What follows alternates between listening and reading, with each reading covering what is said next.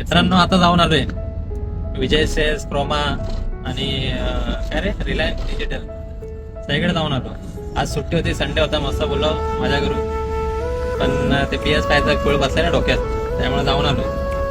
PS5 बघायला गेलो कुठे, कारगर, वाशी, पनवेल, आल्टा, बुलट सगळी केली, कुठेच भेटली नाही. भावाने खूप मेहनत घेतली. इकडे तिकडे आपला धावतोय, मोबाईल फोन बिल लावतोय, इकडे तिकडे सर्व्हिस सेंटरला फोन, सॉरी याला कोणाला कॉल सेंटरवाल्यांना फोन करतोय, द्या कुठून तरी. खूप बेकार परिस्थिती. असं वाटतं ना की अपेक्षा सोडून द्याव्या आपण, की PS5 भेटेल आपल्याला, आपण पबजीच खेळूया, ते बेस्ट होईल आपल्या. ठीक आहे रे. एक जागी भेटलं होतं आपल्याला, ते कुठे भेटले ना ते प्रायव्हेट मध्ये जो होता. अरे हा, ते प्रायव्हेट वाले अरे खूप चुत्या बनवतात. त्यांचं काय सीन माहितीये का, ते आहे बोलतात आणि 70, 75, 80 हजाराला विकतात. एवढा महाग कोणाला घ्यायचंय? एवढा महाग घ्यायचा तर मी 2 महिन्यापूर्वीच घेतला असता. तर काय मजा नाही राहिली रे आता.